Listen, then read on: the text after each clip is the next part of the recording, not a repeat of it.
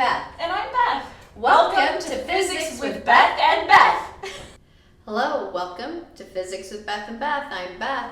We're in this AP Physics C, our calculus curriculum. It's also equivalent to, in your engineering program, the first physics, the mechanics piece. And we're in Unit 1, Kinematics. So this is 1D motion is what we're doing. I thought it would be relevant to review average speed and the difference between speed and velocity. I'm sure you recall it from AP Physics 1 or an earlier physics class that you've had, but it always helps to do a little bit of review, so we're going to review this very quickly. Average speed is total distance over total time. All right, velocity, however, what's the difference between speed and velocity? Velocity is a vector. It has magnitude and direction. Now, if we have, let's say we have a little timeline here. This is, not a timeline, a meter line. And this is 0 meters, and this is at 6 meters. All right, and we're going east, of course, which is positive direction for physics. And I tell you that I do this in 2 seconds. All right, well, my speed is total distance over total time. That's 6 meters, that's my speed, divided by my total time, which is 2 seconds, and that's 3 meters per second is my speed. Well, in this case, my velocity is the same. We only went in one direction. So my velocity is my total displacement over total time.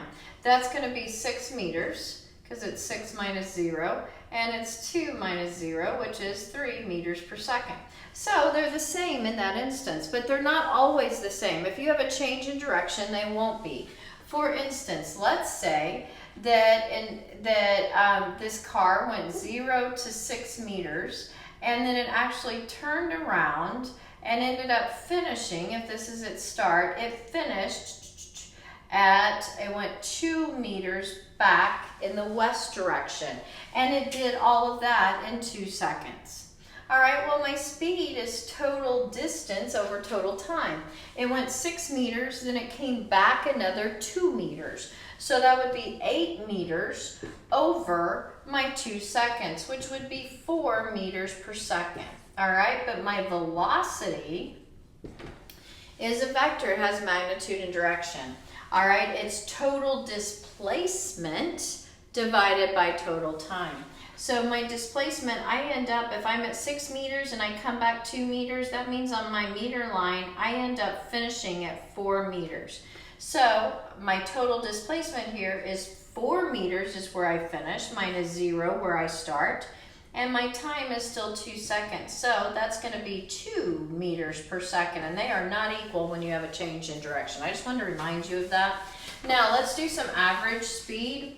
You tend to see some of these, or at least one of these on an AP exam, or you could, because they can be a little higher analytical level to figure it out. So we like to see these in AP Physics C some. But we have a car that travels at a rate of 6 meters per second for 2 minutes. It runs an additional 4 minutes. And here's what they want to know. How much distance does the car have to travel in those last 4 minutes to have an average speed of 8 meters per second? All right, well, we know speed is total distance divided by total time. All right, well, my total distance, I don't know yet. They didn't tell me my total distance, but I certainly know my total time. I went 2 minutes and then 4 minutes. So I went 6 minutes. Multiply that by 60 seconds, and you get 360 seconds. So I'm going to go ahead and put that 360 seconds here. I still don't know that total distance. And I'm actually going to call that X for distance. Okay? You could call it a D as well. Speed, I know my average speed. This is average. My average speed was 8. If I take 360 seconds times 8 meters per second, I'm going to be left with meters. All right, and I'm going to be left with my total, that's total distance. X is representing total distance, which would be 2,880 meters if you were to take 360 times 8. But that's not what they asked for. They did not ask for the total distance. They asked for the distance in the last 4 minutes. All right, so if this is my total, if I could figure out what my distance was in the first 2 minutes,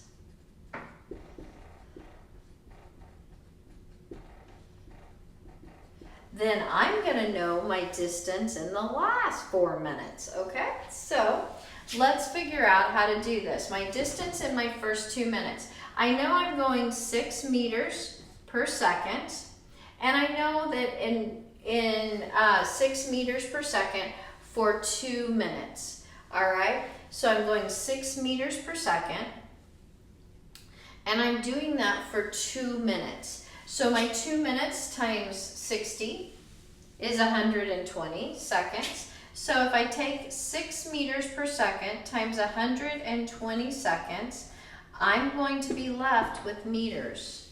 All right, and I'm going to be left with 120 times 6, 720, right? 720 meters. Okay? All right, now I take the 720 meters, that's for the first 2 minutes. That's my distance. Now, if I know my total distance, I know my distance in the first 2 minutes. Now, I can find out my distance in, I'm going to do total distance minus that distance in the first 2 minutes, I'm going to put a 2 there, will equal my distance in the last 4 minutes, if that makes sense. All right, so I'm going to have 2,880 meters minus 720 meters, and I get 2,100, and is that right? 2,160 meters. Perfect. All right. That's it. 288 minus 720 meters gives you 2,160 meters. That's it. And that's the distance that I went in those 4 minutes, those last 4 minutes. That's how you would do this. Remember that your speed here is a rate. So when I knew I was going 6 meters per second, I knew for how long I end up with my meters. My seconds cancel out because it is a rate. Perfect, let's do the next one. I have a car that travels 2 meters per second for 60 meters, then travels another 60 meters at a speed of 5 meters per second, and they want the average speed. It's just almost you want to take this speed and this speed, add them up, divide by 2. So, you know, okay, I get this. I went 2 meters per second, I went 5 meters per second, I know how to average. I'm gonna add them up, divide by 2. So it's gonna be 7 divided by 2. Not right, okay? Not how you do average speed, because speed's about a rate.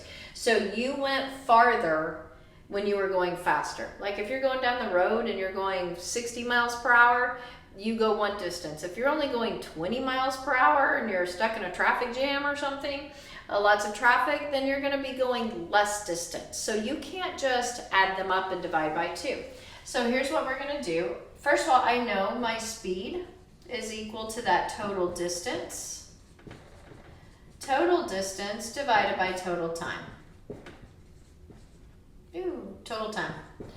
All right, well, I know my total distance. I went 60 meters and then another 60 meters, so that's easy. I went 120 meters. Now, if I knew my total time, I could divide those and I could get my speed. So here we go. On my first part, that's going to be part A. I know I'm going 2 meters for every 1 second, 2 meters per second. And I do that for 60 meters. So I'm going to kind of rewrite this and I'm going to go, oh, I know I went 60 meters. And in 1 second, I go 2 meters. Now, don't try this in math. 2 meters per second. In math, 2 is not equivalent to 1/2.